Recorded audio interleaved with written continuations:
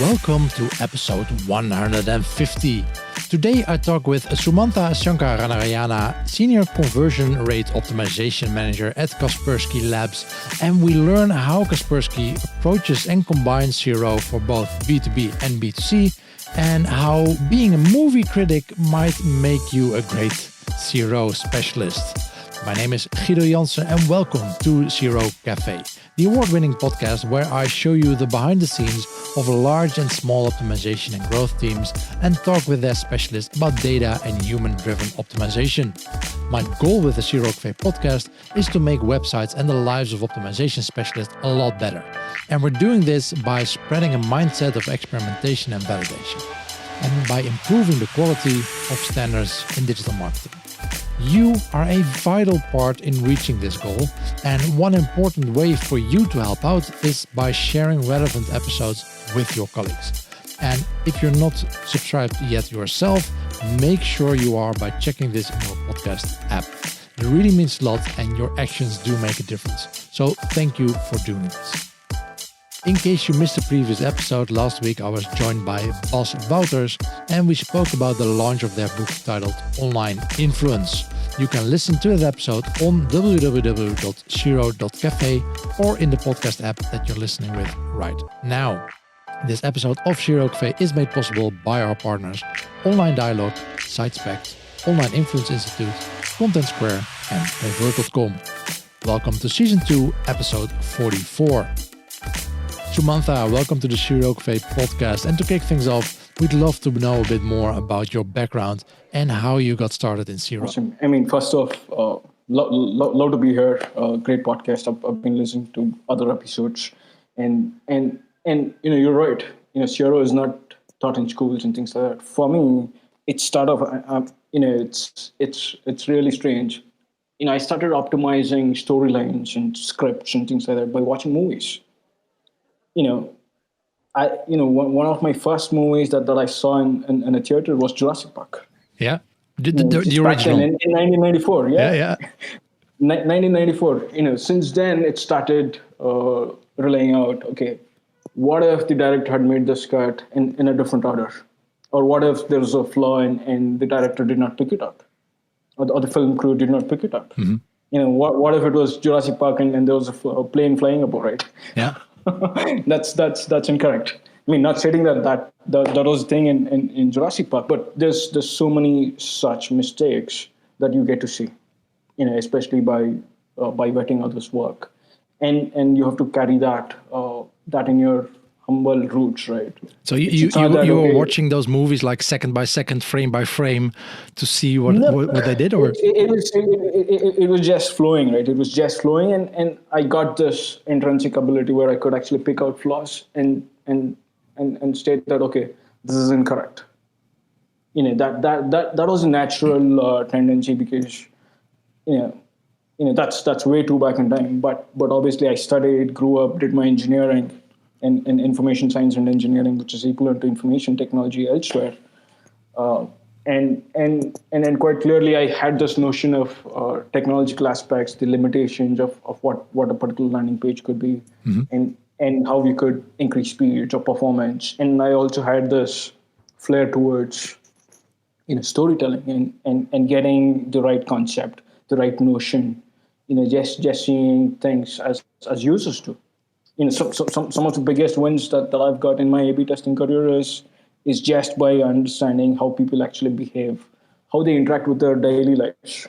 One of my biggest A/B test success is a 500% uplift, and that struck at the dead of night. Probably this was 2016, where I had a lot of laundry pending, and I had to get my washing machine up. And that thing was happening, and I was watching this series which was called The Big Bang Theory. Obviously, yep. A lot would have heard. And I'm an Indian, right?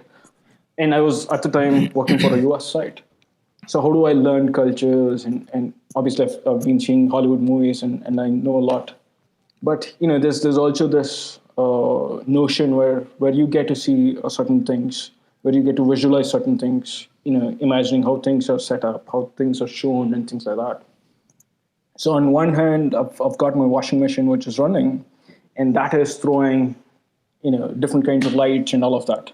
Yeah, and on the other hand, I'm seeing television where on the telly, Penny is talking to Sheldon, and they're driving in a car, and Sheldon is petrified because Penny's car, the engine check light on is on.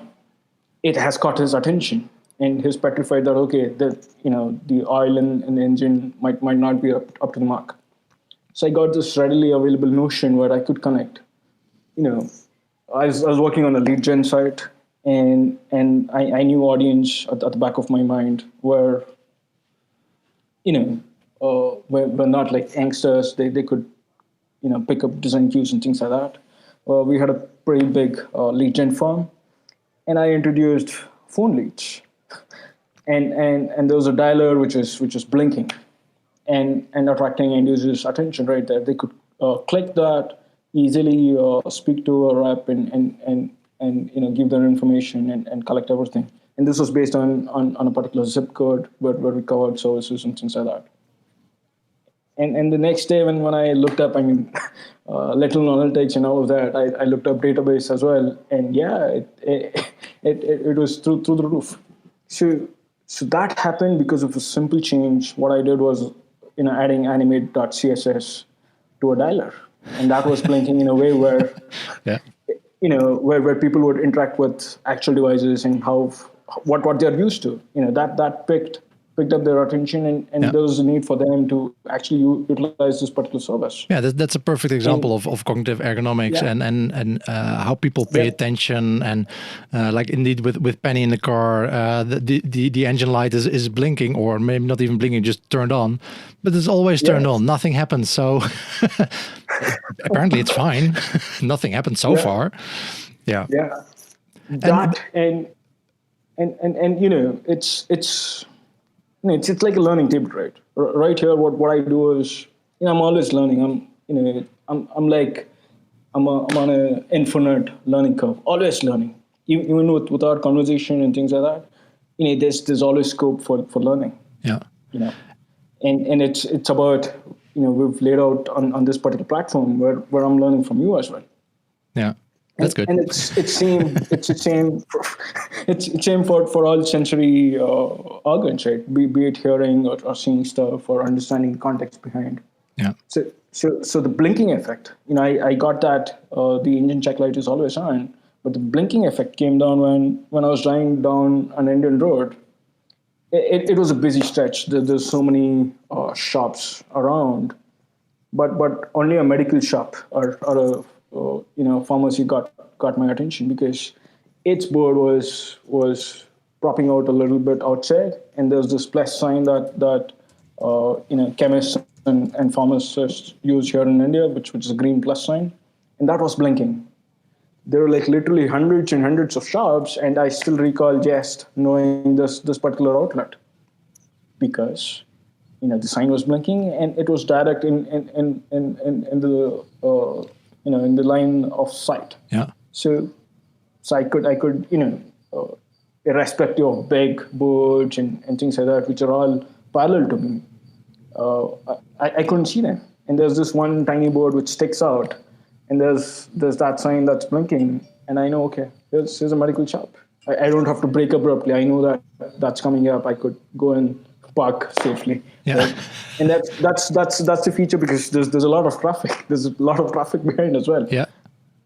Yeah, traffic is a very interesting topic for some of my former colleagues in the university that are in that area in either traffic for cars on the road, or I remember a lot of examples in my study. I've told it a couple of times, but my study had done nothing to do at university, had nothing to do with anything online.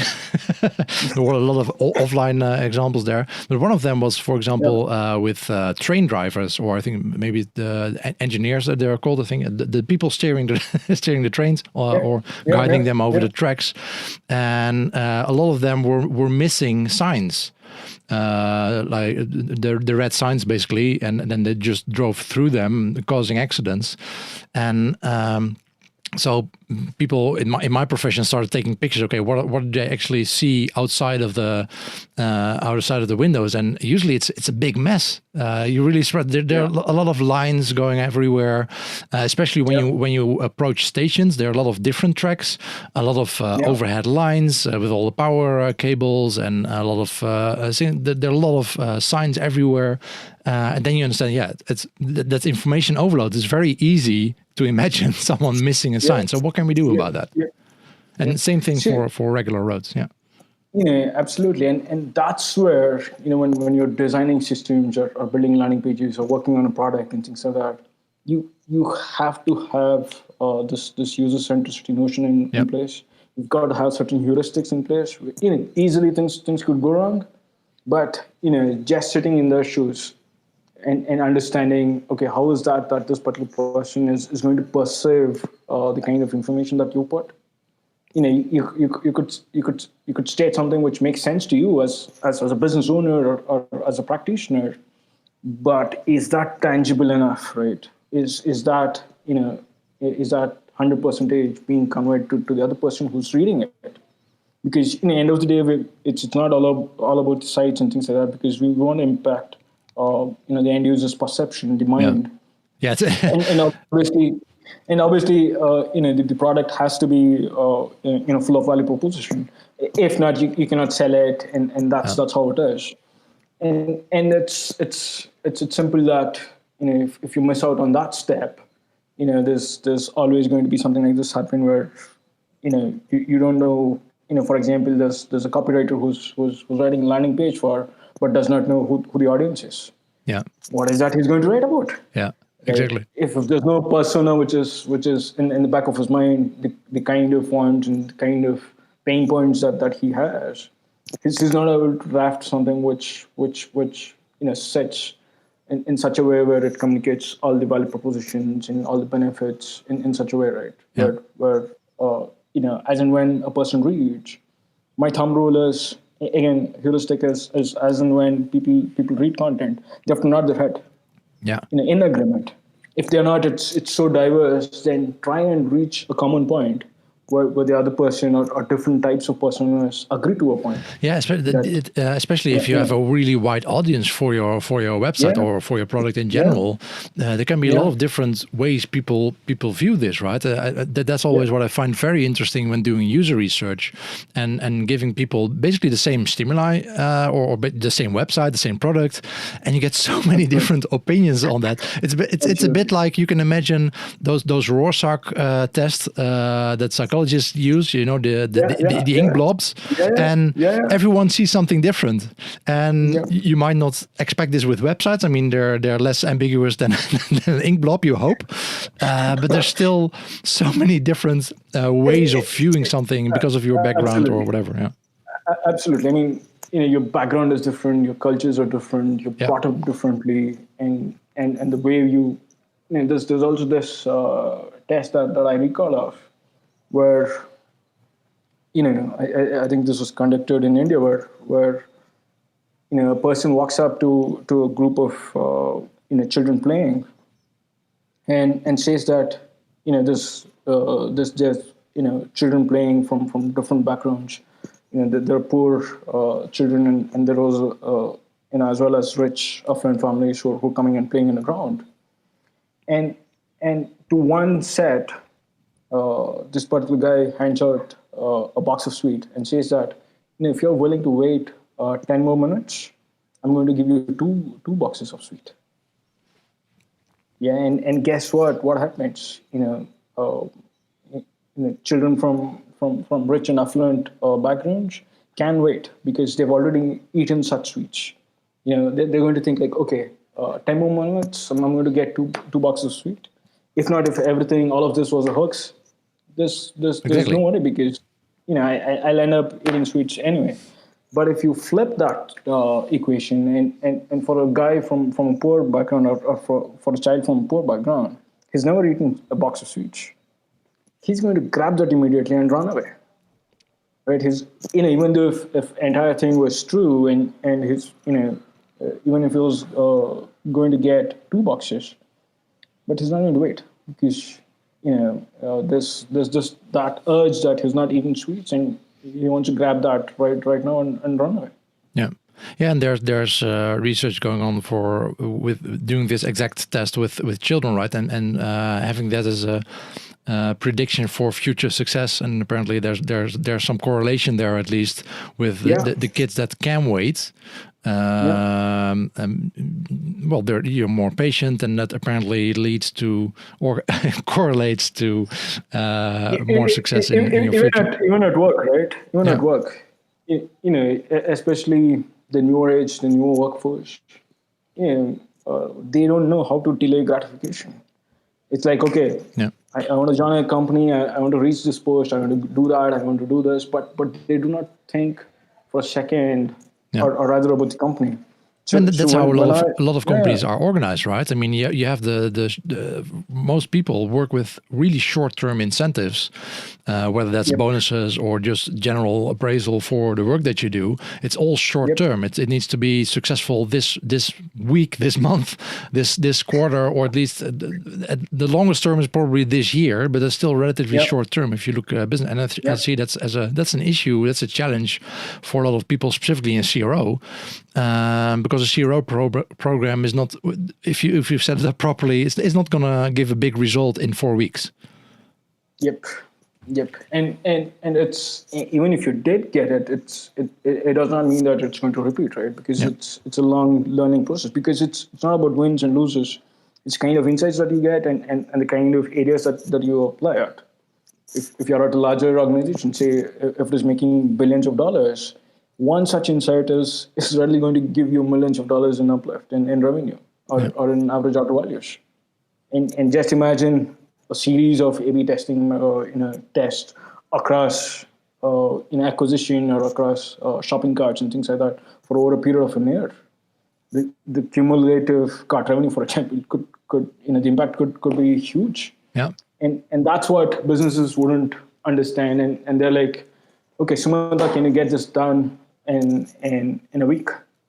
I've done things like that in the past, especially while consulting, where there was this particular huge I'll not be able to name them, but at least the segment is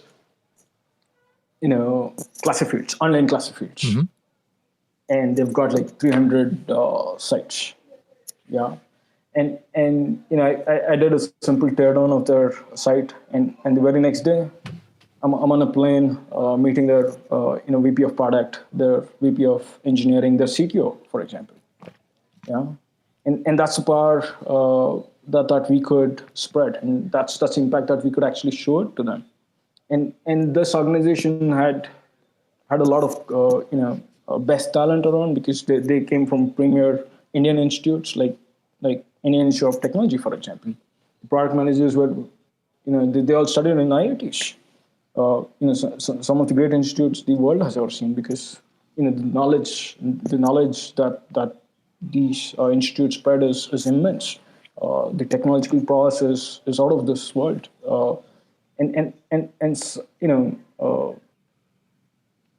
Some of the employees who were part of this particular organization, they did not know what experimentation was or what conversion rate optimization meant.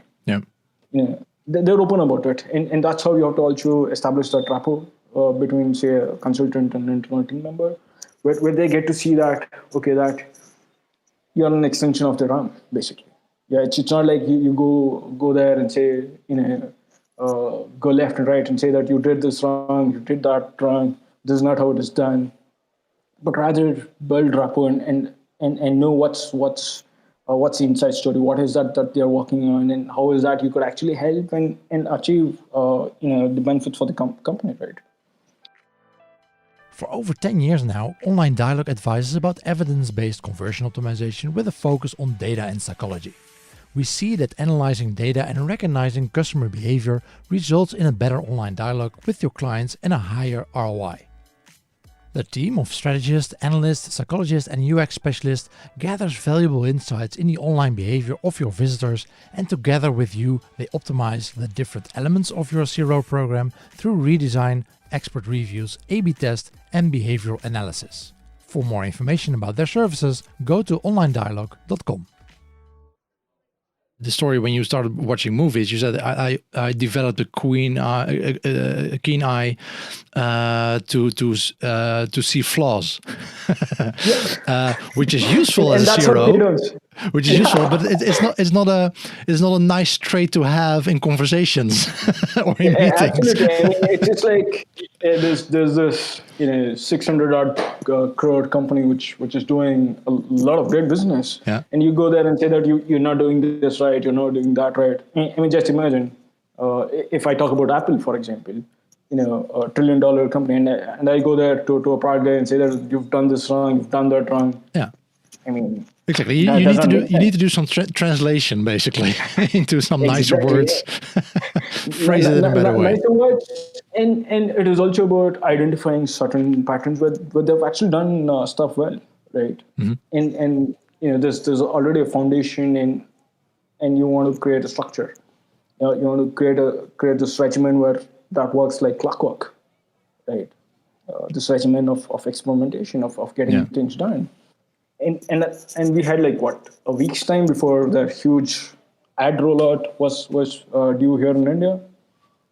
Massive budgets, and we worked on registration, and the organization gained a lot, in terms of new signups, and if that thing plays already, almost that uplift actually increases your bottom line as well, the number of paid customers, because you're putting in more users in engaging with their apps and websites and stuff.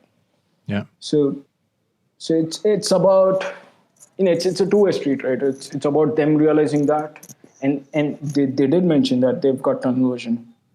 That's a great sign that that's a great sign that the client is willing to put effort as well, and for our A/B experimentation programs, we had the top level priority, and I've seen some of the best engineers work with me in creating funnels and in QAing things. We're probably a floor full of 200 odd product designers, content writers, QA testers, support teams and things like that, and I had the number one priority. I mean, that's a boost as well, right? I mean, I was the kind of guy who'd reach early there. I was stationed at their workplace for about 3 to 4 weeks, and on a daily regimen, being one of the first guys, the VP of product would always be, but I was the last guy to walk out. Yeah. Because I had this notion of setting tests up, clearing dues from the last day, planning the day out, planning next day's activities as well, the roadmap at a stretch, because we are at a very tight schedule. Traffic was not a problem at all, because they get millions and millions of views, and it's all about bottom line, right? The kind of conversion uplift we could draw, and there's a new advertising which was about to roll pan India. So TV commercials and things like that. They're going big scale on marketing. Mm-hmm. So that's where bought in this regimen, and people actually stuck by it. And there are also questions. Say if I'm getting tens of tests done, I was only implementing the winning variants, and the engineers were like a lot pissed off, because they're like, Sumanta, you're getting me to build like 10 pages, but that is not going onto the site. Yeah, sounds familiar. Yeah. So that's the education bit, where you have to come and convey that. Look, if I say all those tens and millions of traffic, if I draw that to just 100 odd audience, right?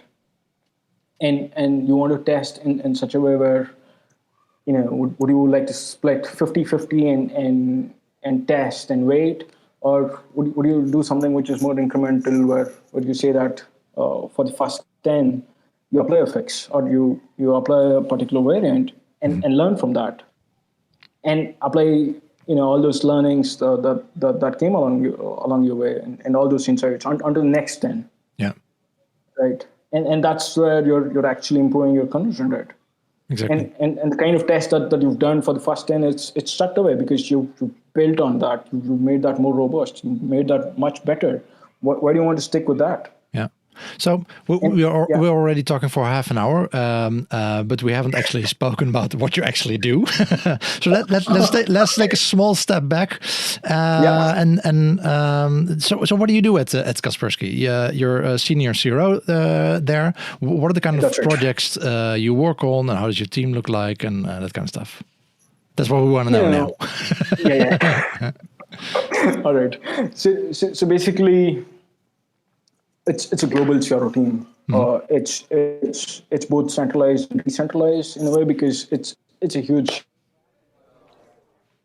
digital team, and obviously the global CRO team is everywhere, right? We're in the UK, here in India, in Russia, obviously in China, and things like that. Yeah.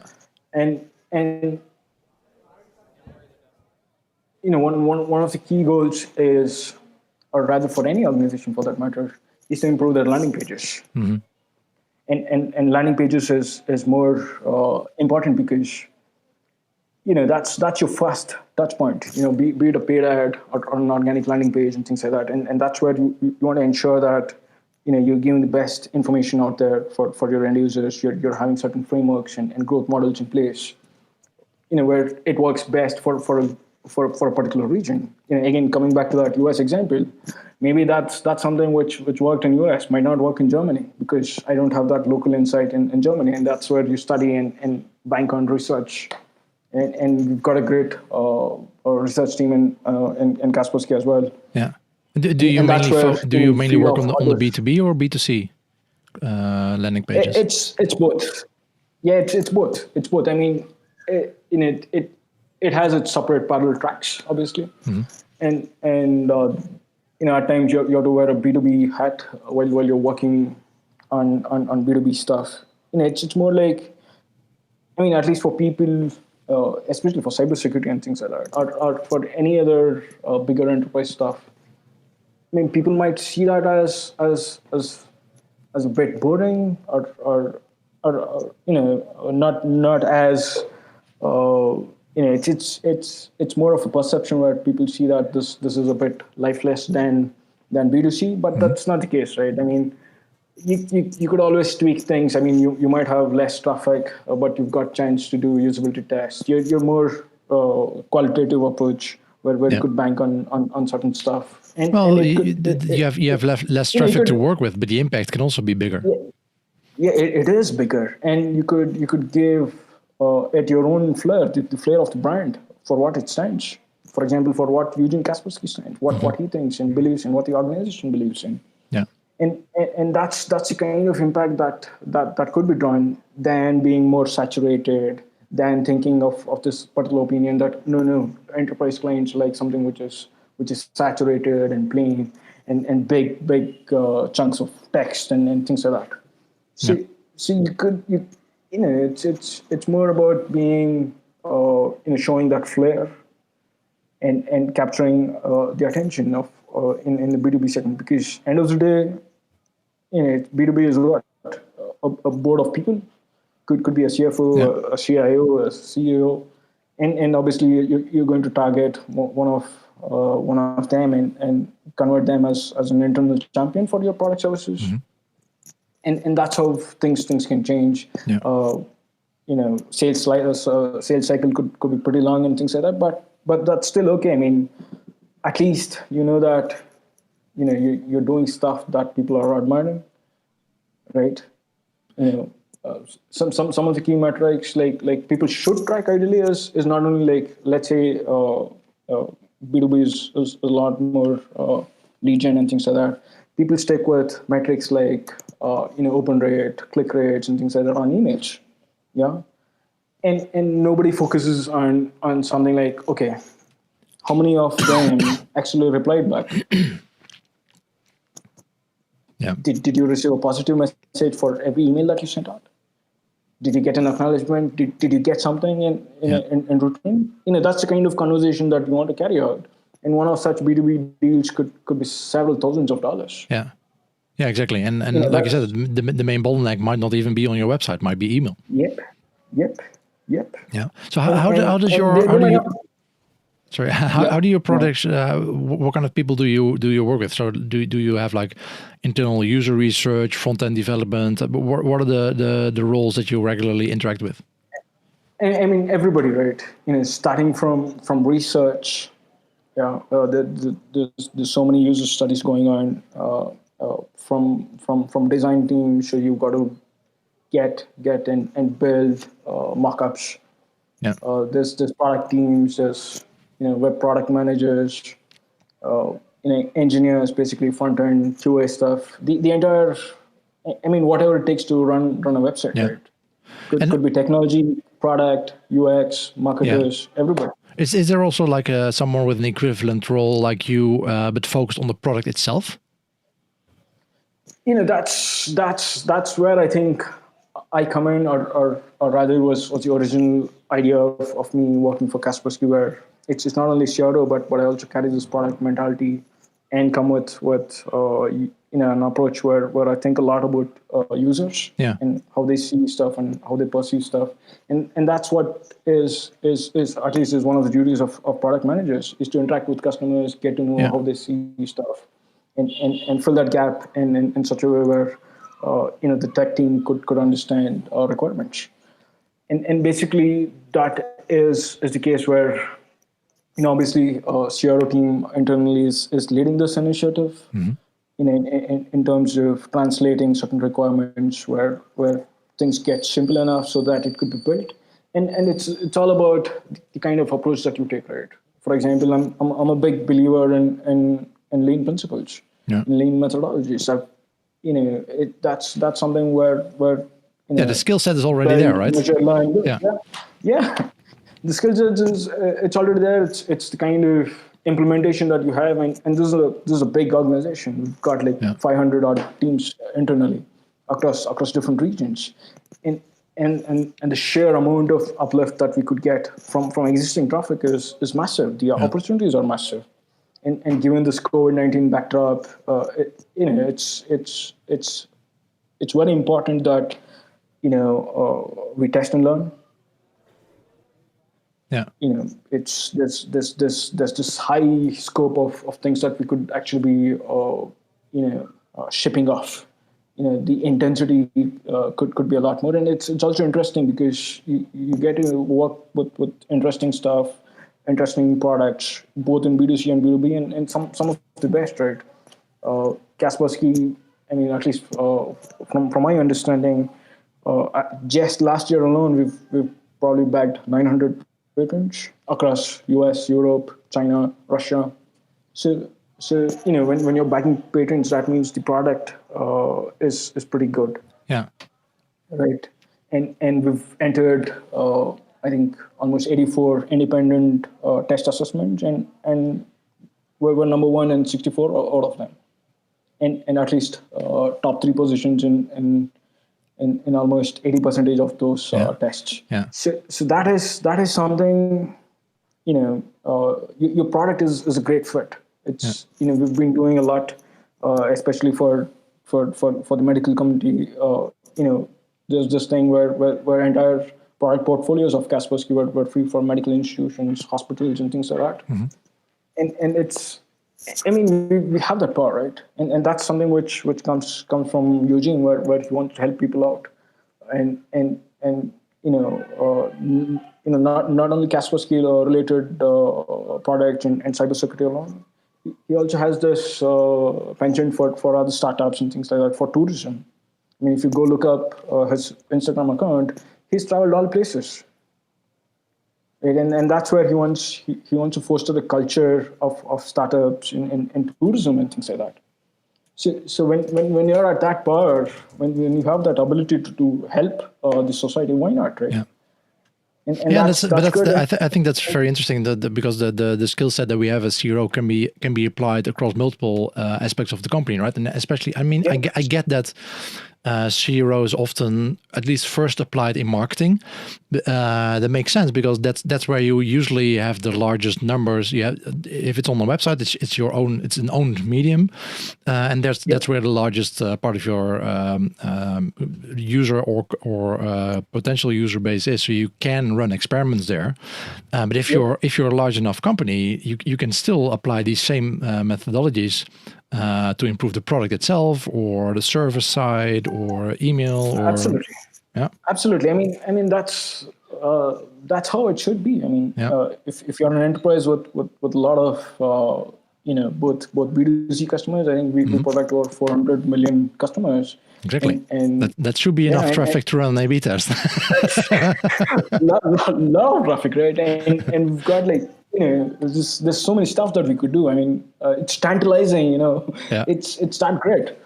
And even on business side of things, on email life cycles and things like that, because you could bucket everything up, right? Okay, what's the welcome sequence that should be? But right? That's an interesting. What's the nurturing sequence? Yeah. What's the conversion sequence? I mean, what if like I said before, what if people are not responding? What's your win back program going to be like? You could literally keep on improving every single day. Yeah, but that's an interesting part. So you have so much traffic, so it might be like a luxury problem. But so how do you? And prioritization is something that always comes up almost for everyone at every company. So how do you decide where you can start working? Because you not only have the website, you have so many areas of the business where you have enough traffic, enough people to do A/B testing. So where do you guys decide on what are the biggest bottlenecks are in the whole process of the customer journey? So obviously, we follow our own prioritization sequencing, and people listening in could be using something like Pi or ICE or any other prioritization template. But it all starts with you have to measure the kind of metrics that you're after, right? For example, if you're taking landing pages and things like that, if you ask me, I not only think about getting first 5 users on the site, but I also think about having those customers for 5 years. Yeah. Right. Think of metrics where it's don't only think about your CAC, the initial traction, and think that okay, your ROAS is 4:1 or something like that. But think about retention, and especially in SaaS businesses and things like that, retention is a big thing. What is that you do for lifetime value? What are the aha moments that you feel across in the entire journey or in the entire life cycle marketing of your end user? Right? Yeah, that's what I particularly like usually about SaaS companies. Often with e-commerce, the focus is really on getting the customer to buy once, because that's easy to measure, of course. But in the SaaS business, you don't really care about that first. I mean, the first month it's important, but it doesn't bring you all the money. It's not that valuable. If you just look at the monthly marketers are focusing on just buy, you're missing out a bigger chunk, right? And the bigger challenge also, which is on retention. Yeah. And how do you especially say if you're working on landing pages, which is more on acquisition, how do you prime users so that they continue to go down or renew, right? You've got n number of possibilities there. Yeah. And especially when you have so much data, you can almost start working on, okay, how can we maybe introduce roadblocks actually to prevent people to sign up that we already know, okay, they're just going to sign up for 1 month and leave. We're not going to make any money out of them. Absolutely. And on the other side, if you've identified a profitable segment, right, or a user type or an audience, you could also explore further down, have sub-audiences in type. And see what works the best. You could have personalized and dynamic content, which is going to speak to them. Yeah. And that's the whole point, right? You're here to help your end users. You're here to show them what's uncover product benefits. Yeah. For example. How do you experience? How do you work? At least in my experience, I've never done something where I get.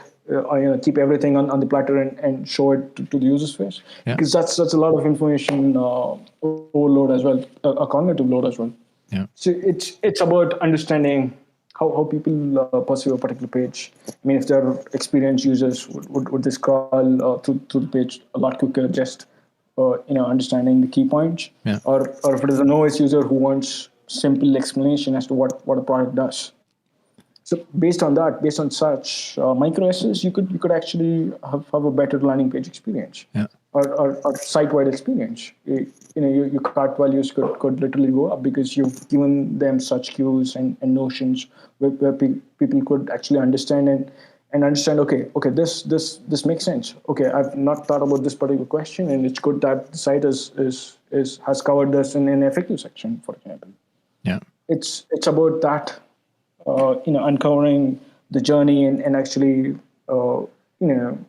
having this laid out to them where they understand that, okay, this is how it should be in an ideal world, and this is what I'm getting. Right. It's about, there's always this notion of,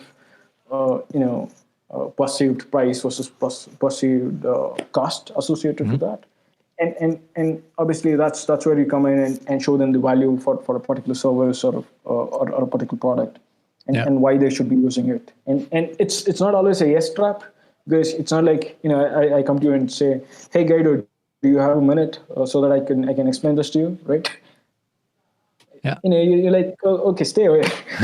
or you're like, no, never. Yeah. so that's where I understand what's your pain point, and ask, what if I did this to solve your pain point? Would you be interested to know that, or do you think that you should just let that go by? Yeah. You're like, no, let me know what he's talking about, right? Yeah. And just change that perception where you bring in the actual benefit, than being more saturated, than being, there's a sea of sameness, right? Yeah. How do you differentiate? Marketing budgets have suffered, and the share for A/B testing has been impacted too. If you want to keep testing to enterprise standards, but save 80% on your annual contract, you can consider Convert.com.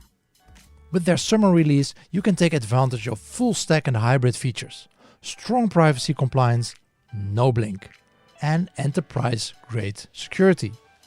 Feel good about your smart business decision.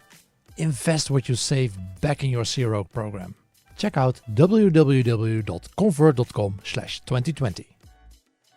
Are there like any particular things that you do within the company to build on that CRO culture, to get more people on board with, okay, let's do experiments and let's validate stuff instead of just implementing? Yeah, that's a great question, and that's what I think the entire CRO team is working on, and actually building a sphere of influence. And how do we do that, right?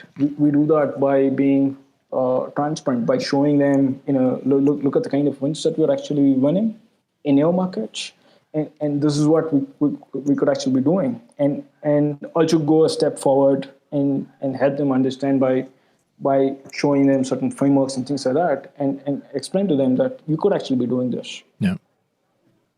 Yeah, and it's that notion of every employee contributing, right? Let them start contributing. Let the CRO team do the prioritization. Yeah. Based on the kind of metrics that we're tracking. But how are you explaining CRO to people that are not familiar with it? How do you what are the tactics that you apply to convince them? Hey, you should be doing this, or let me validate this, or however it's arranged. But how do you try to convince them? It's more like a couple of things could happen. One, if there's already a believer in the room, right, who understands that CRO is good and we should invest behind that. Mm-hmm. The other thing is there's a non-believer in the room, right? And that's where it gets interesting. And you want to get to a common point, right? This analogy of me speaking earlier of nodding yes to everything, whatever you read. Yeah. And how do you get to a common point? For example, if there's a room full of such people, you ask them, do you think you're the most smartest person in the room? Yes or no, right? They might say maybe not the smartest, right? You reach to that common point. And that's what data helps in removing all those assumptions and opinions and all of that. Mm-hmm. I am not the smartest in the room as well. It's understanding that notion and coming up with hypotheses that actually create an impact. So that is where you've actually shown to them that this is how it in a way unfolds. I think when I would ask people if they think they're smart in the room, that almost feels like insulting. It's almost indirectly implying that they're stupid. Yeah. or you could also change that and ask, who do you consider is the smartest in the room right now? Fair enough. Yeah. Yeah. And they might say one of their colleague or the manager either goes upstream or downstream, or whoever is young or new. And there's the point from where we could actually start from, right? Yeah. And we could, I've used prioritization templates where, including on the client side, I've let them score hypotheses based on their assumptions, based on their biases and things like that, and collectively I've taken a prioritization score and gone ahead with experiments, because. Yeah. What you have to also understand is that there are certain thoughts and processes that I don't understand. Yeah, that a particular company understands, or a particular person who's head of a department understands, and he's going to see that in his opinion and great stuff. I mean, I might have the greatest test idea and things like that. What if the engineering implementation took 10 or 15 days? You'll have to weigh certain benefits and actually show traction, right? Yeah. And that's in your hardcore metrics that you follow, in the kind of uplift and in the kind of revenue that you're getting. Yeah.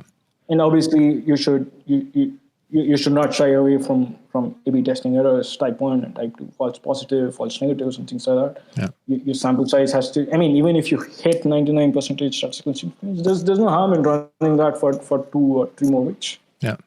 Just to be pretty damn sure that's what is actually working. And yeah. You have accumulated quite some experience now with Stiro. What is an insight that you think you might have that others that are listening right now might not have? What is something that you've figured out that we can use in our work? I think what I've actually figured out as a consultant much before joining Kaspersky was, I was seeing a repeated trend of similar problems coming up, right? Similar problems that needs to be answered, same set of questions, and same set of verdicts like, Sumanta, we did everything. There's no way in the world that you could improve conversion rate. or Data can always be improved. That's where I saw 2 aspects to this particular thing. Where one, I thought, in all these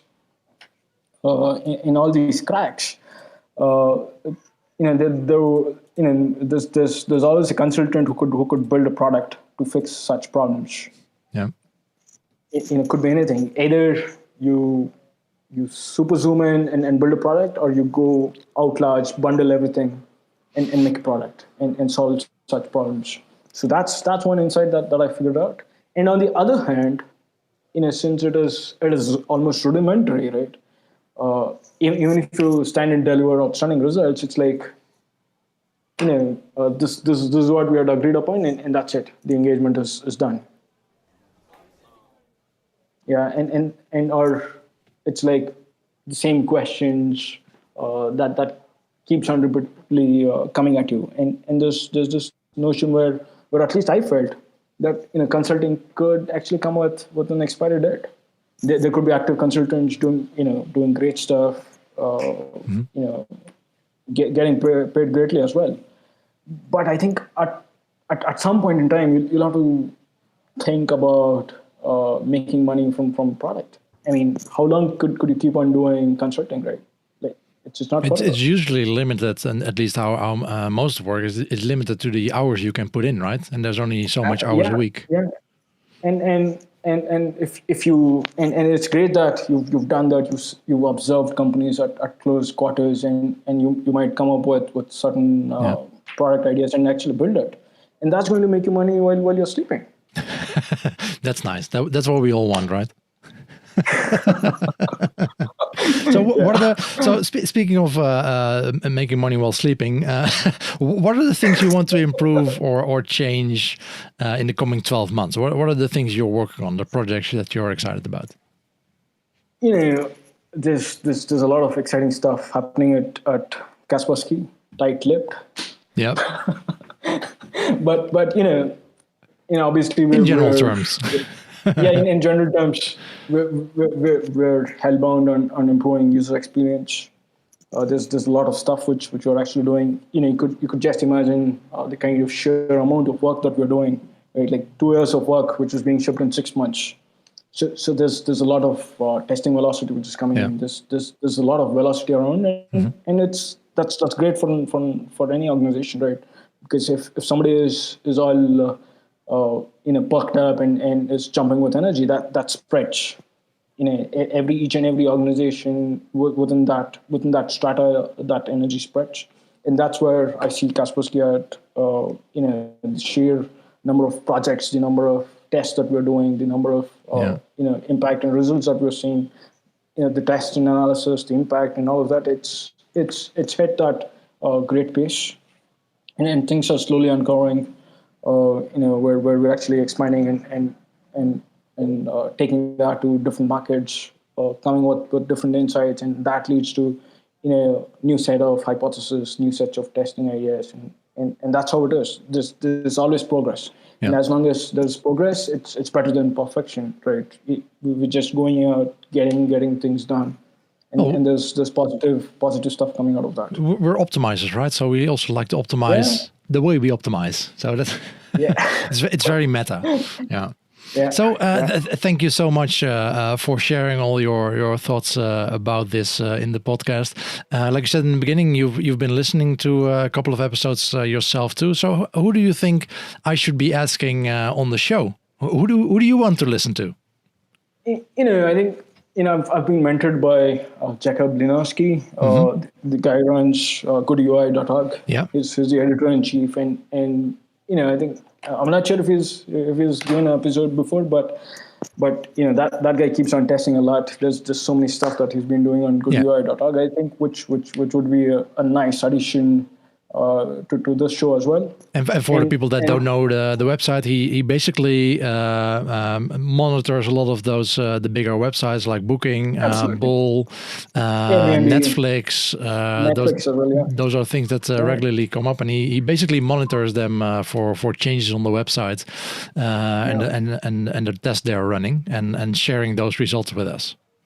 It's more on his also gung ho about repeatability of winning tests across segments, and he's got a big data repository of such tests. I think he'll be a valuable addition.